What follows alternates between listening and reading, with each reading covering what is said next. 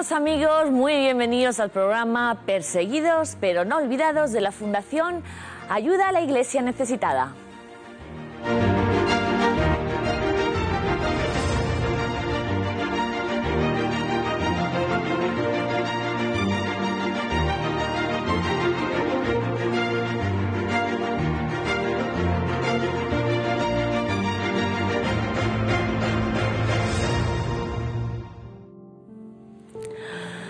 Bueno amigos, como todos ustedes saben, el mundo, la atención planetaria tiene sus ojos puestos esta semana y estos días en Rusia, donde está celebrándose el Mundial de Fútbol. Bueno, pues nosotros también, Ayuda a la Iglesia Necesitada, también quiere estar presente, va a hacerse un hueco y ha organizado su propia selección con unos fichajes espectaculares de grandes héroes a lo largo y ancho del mundo que han formado parte de una selección que hemos elegido y que aquí se lo contamos. El Mundial de Fútbol ya se encuentra en pleno desarrollo, por eso desde la Fundación Pontificia Ayuda a la Iglesia Necesitada han querido hacer su propio equipo con los mejores jugadores de los 140 países en los que desarrolla sus proyectos. La entrenadora de esta peculiar selección es Sister Christine Joseph, una religiosa que lleva la gestión de unas 85.000 comunidades cristianas en las que los católicos indios, que pertenecen a las clases más bajas, pueden vivir la fe. Ella visita cada año cada una de las comunidades para animar y sacar lo mejor de cada uno de los integrantes de esas comunidades, a pesar de la persecución a la que se ven sometidos los cristianos. En la portería se encuentra Sister Annie Derjan, porque ella se dedica a parar los goles o los golpes del destino que cientos de familias de Alepo, Asaque y Damasco sufren. Monseñor Nazpalainga, arzobispo de Bangui, se sitúa como defensa central, un puesto en el que se dedica a neutralizar el juego del rival, en este caso el de los Seleka y Antibalaka, que siembran el terror en la República Centroafricana. Como defensa central, Monseñor Oliver Doeme, obispo de Maiduguri, en Nigeria, una de las más atacadas por Boko Haram. Su resistencia reside en el Rosario. En el lateral, Madre María Luján, religiosa que trabaja en Paraguay. Su juego la llega a todas partes porque no duda en ir a caballo, bicicleta o tractor para alcanzar el lugar donde evangelizar. Como interior está el padre James Channan, que con gran capacidad creativa busca alianzas para proteger a la minoría cristiana de Pakistán y para crear puentes entre los creyentes de diferentes religiones, a pesar de la violencia y el terrorismo. En el centro, el padre George Jaola, una posición indispensable para la distribución del juego. Por eso, él se dedica a la reconstrucción de la llanura de Nínive, para que los cristianos puedan volver a sus pueblos de origen. Centrocampista es el padre Walter Coronel, misionero en el Amazonas y en las zonas más afectadas por el terremoto de 2016. Es el coordinador de la ayuda para las miles de personas afectadas y también para la rehabilitación y reconstrucción de las capillas. La posición de ariete es para Monseñor Franjo Komarica, que no tiene miedo en alzar la voz por la comunidad católica en Bosnia-Herzegovina, a pesar de haber sido atacado físicamente. La posición de delantero extremo es para el padre Shels, el único sacerdote católico en el oriente de Siberia que trabaja desde hace más de 20 años en Rusia y prepara sus jugadas en la oración ante la Eucaristía. Como segundo delantero está Sister Catarina, misionera en Papúa Nueva Guinea. En el bosque de la diócesis de Bereina forman a jóvenes y adultos en la fe y en la educación. Para rematar este once ideal necesitamos un delantero centro estrella y este sin duda son nuestros benefactores. Sin su oración y su ayuda no podríamos llevar a cabo nuestros proyectos. Gracias por jugar con nosotros este mundial. Ayúdales a ganar.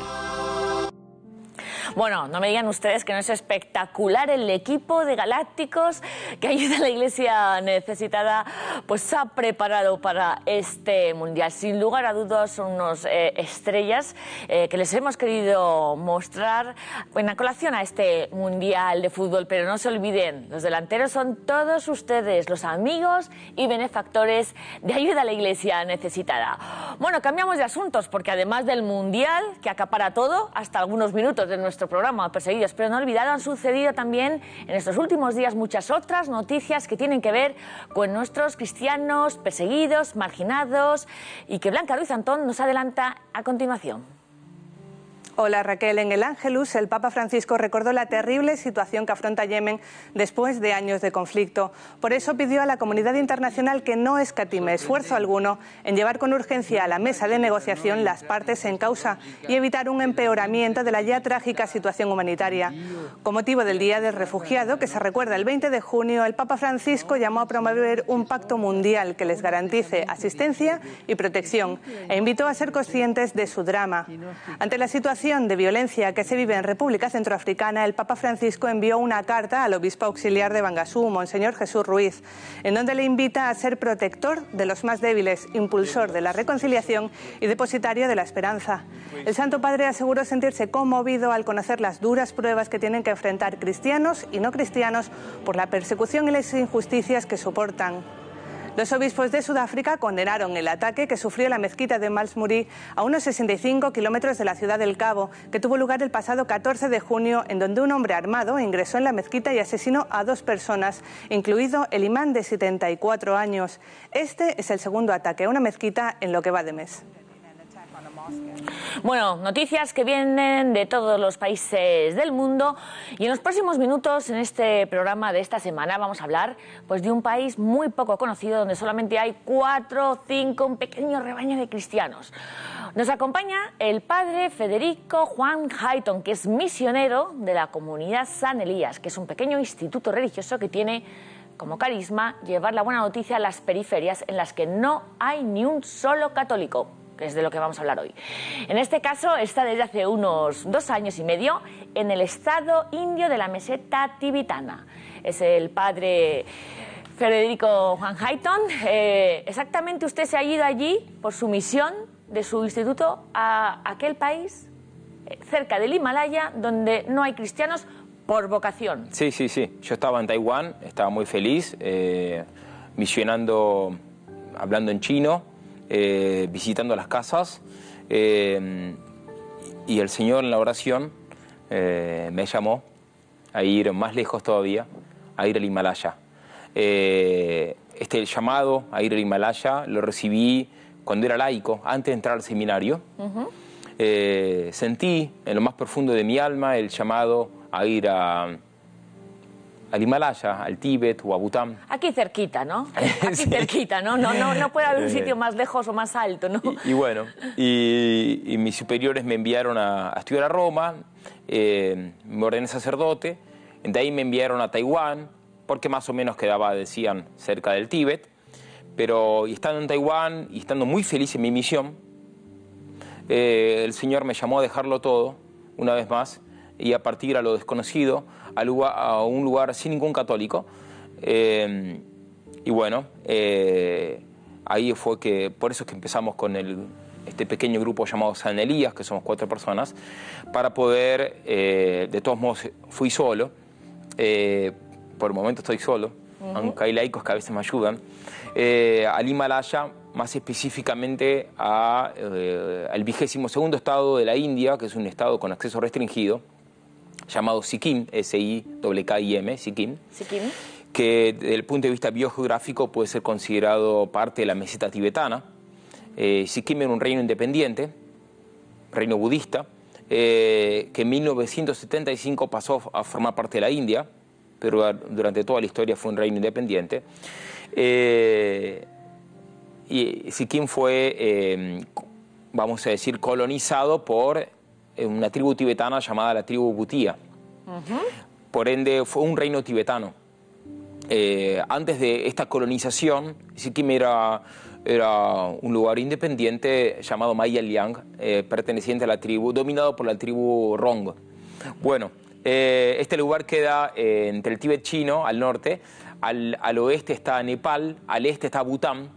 Por ende, con permiso del obispo, yo estoy haciendo también un trabajo apostólico en la medida de mis modestas posibilidades, con la ayuda de ciertas personas, un trabajo apostólico también en el reino de Bután, donde el apostolado es muy complicado. Es muy complicado. Ahora vamos a ir entrando, porque la libertad religiosa no está muy permitida, ¿no?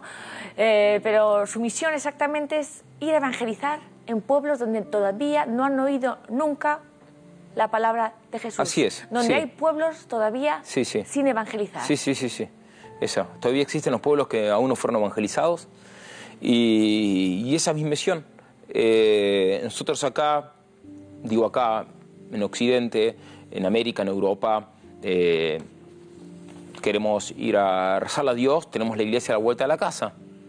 Todos tenemos Biblias en la casa, todos tenemos algún pariente que es creyente, todos tenemos algún rosario en la casa. Bien. Podemos elegir el horario de misa que mejor nos venga. Hay iglesias por todos lados, sacerdotes para todos los gustos, religiosas de todos los carismas, pero hay millones de personas en esta tierra que aún no escucharon el mensaje de Jesús. Bueno, como nos ha contado el padre Federico Juan Hayton, que está en el Tíbet, su actividad misionera, como nos está anunciando, se desarrolla pues en la zona del Himalaya, en la frontera entre China, Bután, India y Nepal. Sí. Bueno, vamos a conocer un poco más la situación y el lugar donde se encuentra el padre en misión, que nos lo cuenta ahora Blanca Ruiz Antón. Uno de los países en los que el padre Juan Federico está en misión es Bután, que se sitúa al sur de Asia, en la cordillera del Himalaya. Allí algunas cumbres llegan a superar los 7.000 metros de altitud. Bután limita al norte con China y al sur con India y es uno de los países más pequeños y con menos población del planeta.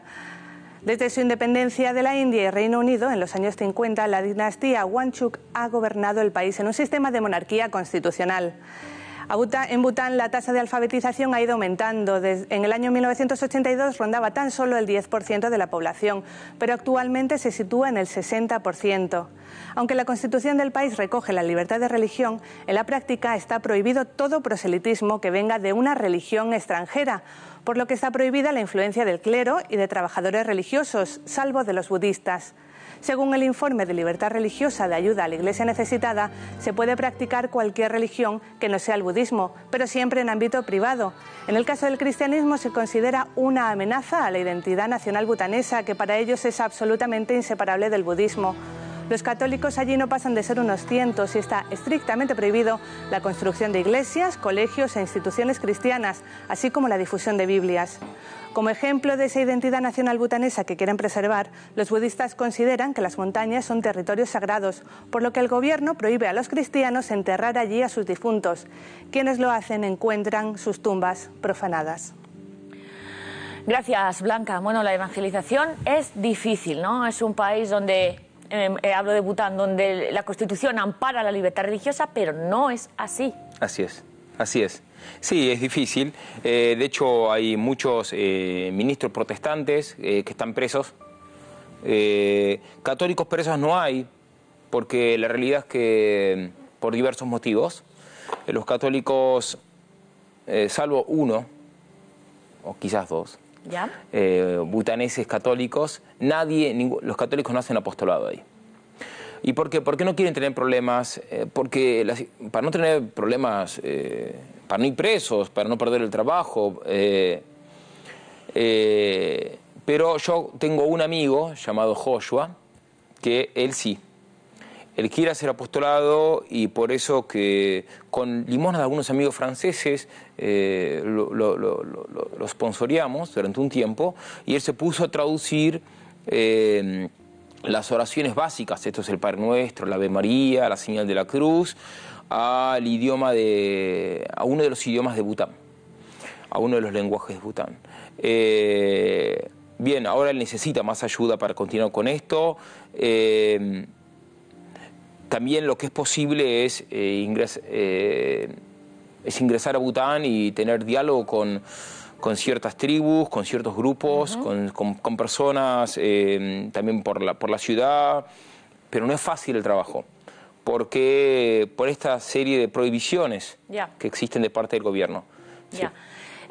Bueno, porque tienen que saber todos ustedes que el informe de libertad religiosa de ayuda a la Iglesia necesitada asegura que una de las principales causas o actores que atacan la libertad religiosa en todo el mundo no es en primer lugar, este yihadismo, este islam extremo, ¿no?, que a lo mejor conocemos más, ¿no?, que persigue todo tipo de religión que no sea la suya, ¿no? En este caso, este yihadismo es un islam radical que ataca contra todo aquel que no piensa como él. La principal causa, en lo que a número de habitantes global en el mundo se refiere, son aquellos gobiernos muy nacionalistas, como puede ser el caso de la India, en el caso de Bután, en el que el día a día, la libertad religiosa no existe, ¿no? Porque en Bután, como en la India, como en muchos otros lugares, se persigue. Se persigue porque usted, padre Federico, puede ir con sotana, como está aquí, por las calles de Bután. Bueno, no, claro que no. ¿Por qué? Y porque no te dejan ni entrar. Claro. O sea, usted si va a Bután no entra como sacerdote, entra claro como turista o como cualquier, como cualquier otra cosa. Padre Federico, y aún así la fe se propaga. Aún así, cuando a la gente se le habla de Jesús, lo acoge. Y claro, y sí. Aún así la gente tiene sed de... algunos rechazan y otros aceptan. Es la libertad de cada uno. ¿Y cómo es su labor día a día, entonces? ¿Cómo se propaga la fe? ¿Cómo se llega a este pueblo perdido del Himalaya? Sí, y primero es un trabajo de oración, es rezar y es seguir las mociones del Espíritu Santo. Y no hay 2 días iguales. Y en Bután, cuento una historia, buscamos en internet a ver qué tribus de Bután habían recibido el Evangelio. Y encontramos una tribu en particular, prefiero no decir el nombre. Vale. Y bueno, y nos metimos en la camioneta y nos pusimos a buscar la tribu. Paramos en una aldea y dijimos, acá están la tribu tanto. No, acá no hay ninguno de esa tribu. ¿Y dónde está esa tribu? No, esa tribu está allá cruzando el río, cruzando el puente. Y seguimos andando. El puente todavía no está terminado, así que tuvimos que cruzar por un puente colgante. Y finalmente llegamos a una aldea y dijimos, ¿dónde están los de esta tribu? Bueno, están allá lejos. Ellos son unas personas son unos petizos. Llegamos al final de esa tribu, entré a una casa, dije, ¿ustedes son los de la tribu tanto? Sí. Oh, qué alegría, le dije yo. Y me llena de gozo conocerlos. Y empecé a hablar con ellos, preguntándoles por el idioma de ellos. Y hablaban inglés, entonces algunos de ellos hablaban inglés, algunos jóvenes, y empezaron a contar del idioma de ellos, y les pregunté cómo se dice Dios en el idioma de ustedes. Y dijeron, bueno, no tenemos una palabra para hablar de Dios, pero en tal otra lengua que es cercana se dice de esta manera. Ah, qué interesante. ¿Y tienen alfabeto? Bueno, no tenemos alfabeto. Y bueno, le digo, ¿podemos crear un alfabeto? Le dije. De todo. Y sí. Entonces, bueno, y lo exhorté a crear un alfabeto, porque su pueblo no tenía alfabeto. Y ahí empezamos la conversación. Y ahí, bueno, y le dije, ¿y tú sabes quién creó el mundo? Y no, y bueno, le dijo, lo hizo Dios. Ah, qué interesante. Y bueno, y Dios mandó a su Hijo, Jesucristo. Y él empezó a hablar de Jesucristo. Qué impresión. Y ahí me dijo, acá hay un vecino que se hizo hace poco cristiano, porque una persona de otra tribu le anunció a Cristo. Bueno, y me recibió muy bien, me dijo, por favor, vuelva, acá lo recibimos siempre con los brazos abiertos. Y bueno, ahora cuando podamos vamos a volver. Ese es un modo de trabajo. Otro modo es el de ir traduciendo las oraciones de ellos, las oraciones católicas, básicas, a la lengua de ellos, lenguas, claro. Lo cual se puede hacer por medio de traductores que sean nativos, lo cual es un trabajo que estamos haciendo, pero lleva tiempo, es un trabajo a mediano plazo, no es un trabajo un día para otro, ¿no? Porque ¿cómo se puede decir Dios Padre en la lengua de ellos, que por ahí es una lengua, bueno, muy primitiva y no es fácil, por ahí lleva días investigar a ver cómo se puede decir Dios Padre en la lengua de ellos. Qué impresionante lo que nos está contando padre Federico hoy, un domingo, que estamos cada uno en este ambiente prenavideño, que hemos hablado del Mundial, que estamos en nuestras preocupaciones y pensar que ahora mismo en una aldea perdida del Himalaya hay gente que ha habido por primera vez gracias al trabajo que hacen ustedes. Le cuento otra historia. Sí, por favor. Un día un amigo mío francés también estaba con mucho deseo de ir a Bután. Él es laico. así que fuimos como turistas y le dijimos a la agencia turística, queremos ir a un lugar donde podamos interactuar con los nativos. Bueno, muy bien, pero un lugar bien remoto, lo más remoto posible. Y fuimos a una aldea muy remota, la aldea, llamémosla la aldea G. Y llegamos a ¿Cómo será la aldea G del Himalaya? donde no ningún cristiano. Y compramos una cruz grande así, hermosísima. Nos pusimos los trajes tradicionales de la zona, llamados go. Bueno, y fuimos con la cruz. ¿Así entraron a la aldea? Sí. Llegamos a la primera casa. El guía de la agencia nos hizo de traductor. Y claro, pero el guía no sabía exactamente nuestra intención. Nosotros decíamos que queríamos interactuar con los nativos. No le mentimos. No. La verdad. Así que entramos a una casa y fue impresionante. Hablamos un poquito con una señora llamada Pema, tendrá unos 70 años, y le dijimos, ¿quién creó el mundo? Y nos dijo, bueno, como que no sabía, y le dijimos, Dios creó el mundo. Ah, sí, Dios. Y se sonrió. Y de pronto, ahí le dijimos, de pronto sacamos la cruz. Y ella, que nunca había escuchado el dulce nombre de Jesús, ella nos preguntó, ella nos dijo, por favor, cuéntenme la historia de ese Dios. Pero nosotros, Raquel, imagina que tú ves tú nunca escuchaste hablar de Jesús. Y ves la imagen de un ser humano crucificado. ¿Tú te imaginarías que es Dios? No. No, ciertamente que no. ¿Y cómo se puede explicar que una señora en medio del Himalaya, una señora iletrada, ve una cruz y dice, nos pide, cuéntenme la historia de ese Dios? Espectacular. Es que fue el Espíritu Santo que le inspiró a ella ese pedido, esa rogativa. Y nosotros, ¿qué más queríamos que eso? Padre. Entonces, con sumo gusto, le dijimos, por supuesto, con sumo gusto te vamos a explicar.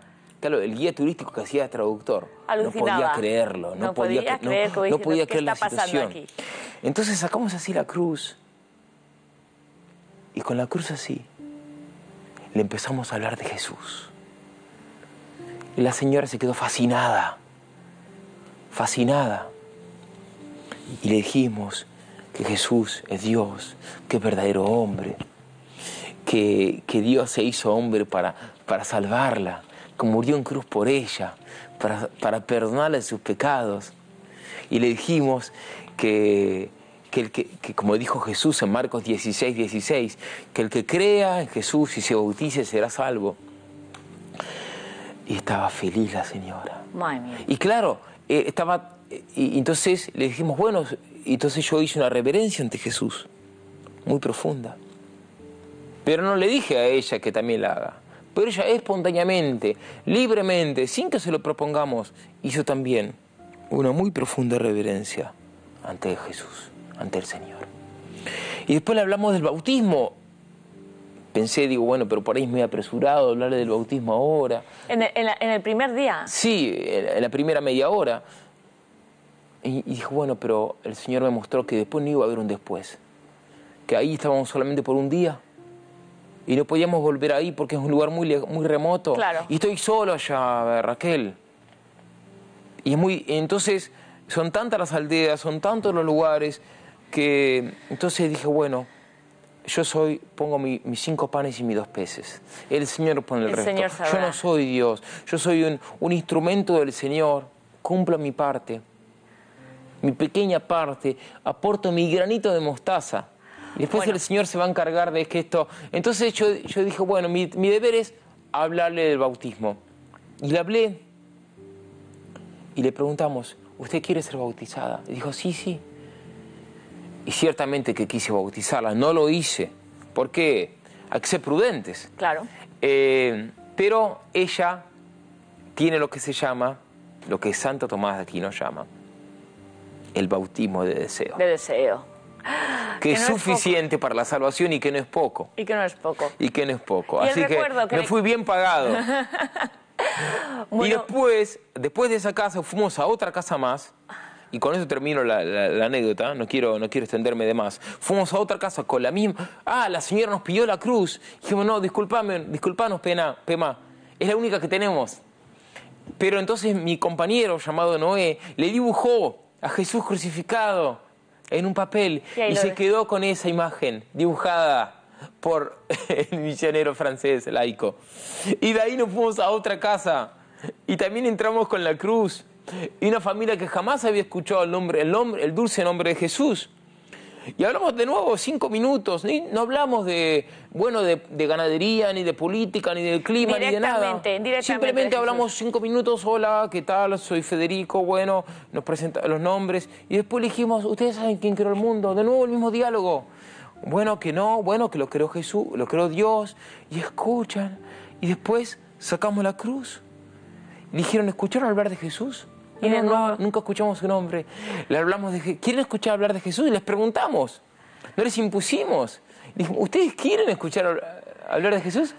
Bueno, la verdad es que no tenemos más que agradecimiento, padre Federico Juan Hayton, misionero, de verdad, en aquellos lugares recónditos de nuestro planeta, en el Himalaya, perdido en una aldea, en la meseta tibetana del lado indio, en Bután, donde no puede ir con sotana, donde van con una cruz por las calles anunciando a Jesús de corazón. Gracias por ponernos detalles, encarnarnos de cómo Jesús está haciendo presente. Gracias a sus manos, al trabajo de su Instituto San Elías. Le deseamos toda la fuerza que el Señor le puede dar. Cuente con nuestra oración, gracias. Cuente con nuestro apoyo y desde luego a toda la audiencia de este programa de Perseguidos pero no olvidarnos, se nos va a olvidar esa mujer de 70 años en el Himalaya, cuando usted se acercó, Pema, cuando usted se acercó y le dijo que si quería conocer la historia de Dios crucificado. Bueno, no tenemos tiempo para más porque los detalles de la evangelización en Tíbet nos ha cautivado. Muchísimas gracias, padre Federico Juan Hayton. Gracias a vos, Raquel, gracias al equipo de Ayuda a la Iglesia Necesitada, gracias también a los camarógrafos. Sí. Muchas gracias a usted por su testimonio. Bueno, nos vamos. El próximo domingo más historias que nos van a imantar, como la de la evangelización del Tíbet, que ha ocupado hoy casi todo el programa de Perseguidos pero no olvidados. Más noticias en nuestra página web, en ayudalaiglesianecesitada.org, en nuestras redes sociales, Facebook, Twitter, Instagram, YouTube. Pueden llamarnos al teléfono de Madrid al 91 725 92 12. Les esperamos la semana que viene, amigos. Hasta luego.